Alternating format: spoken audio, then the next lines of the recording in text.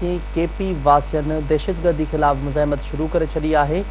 Security ज़रिए जो चवणु आहे त 12 अप्रैल जी राति दहशतगर्दनि डीजी खान जे सरहदी ॻोठ में दाख़िल थियण जी कोशिश कई। इलाइक़े वासियुनि मुज़ाहिमत कंदे दहशतगर्दनि खे मारे छॾियो आहे।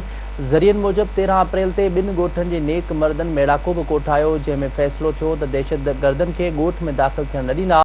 सिक्योरिटी ज़रियनि मूजिबि लकी मरवत में सिक्योरिटी फोर्सिस, पुलिस ऐं इलाइक़े वासियुनि हथां 3 दहशतगर्द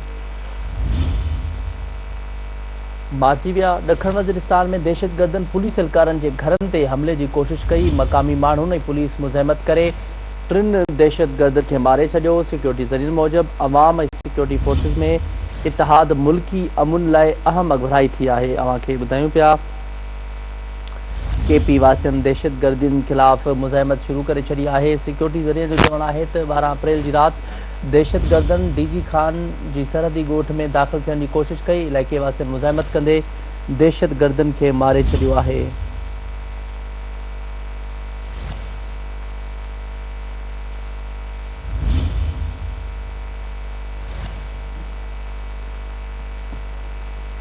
केपी वासियन दहशतगर्दनि खिलाफ़ मुज़ाहिमत शुरू करे छॾी आहे।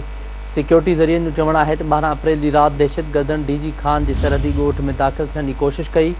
इलाइक़े वासियुनि मुज़ाहिमत कंदे दहशतगर्दनि खे मारे छॾियो। ज़रिए मूजिबि 13 अप्रैल ते ॿिनि ॻोठनि जे नेक मर्दनि मेड़ाको बि कोठायो, जंहिंमें फ़ैसिलो थियो त दहशतगर्दनि खे ॻोठ में दाख़िल थियण न ॾींदा।